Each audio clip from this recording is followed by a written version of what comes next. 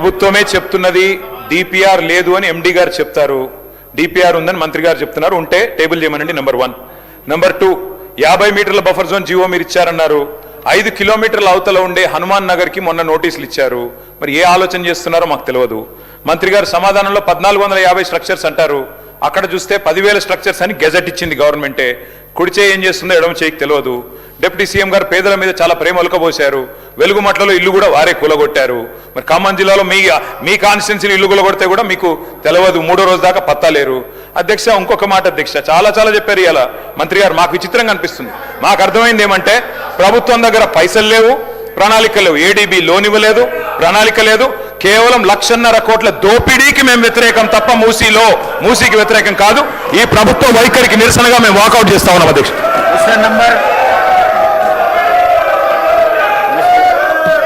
అధ్యక్ష,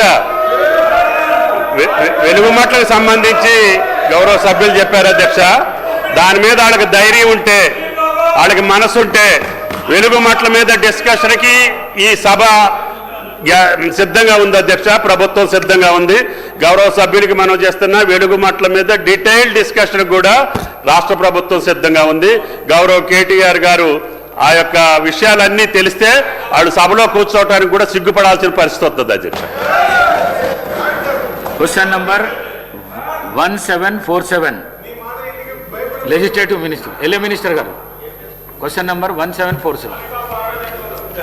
సార్ అధ్యక్ష, ఈరోజు మరి టీఆర్ఎస్కు సంబంధించిన శాసనసభ్యుల వైఖరి ఏ విధంగా ఉందంటే, ఓ బురద జల్లేసి తుర్చుకో, ప్రజలకు సంబంధించిన సంక్షేమం మాకు అవసరం లేదు, దాని విషయంలో మేము మాట్లాడితే నిజాలు చెప్పలేము, సత్యదూరమైన మాటలు నాడాల్సి వస్తుందని వారి ఆలోచన, వారి దృక్పథం స్పష్టంగా కనబడేది అధ్యక్ష.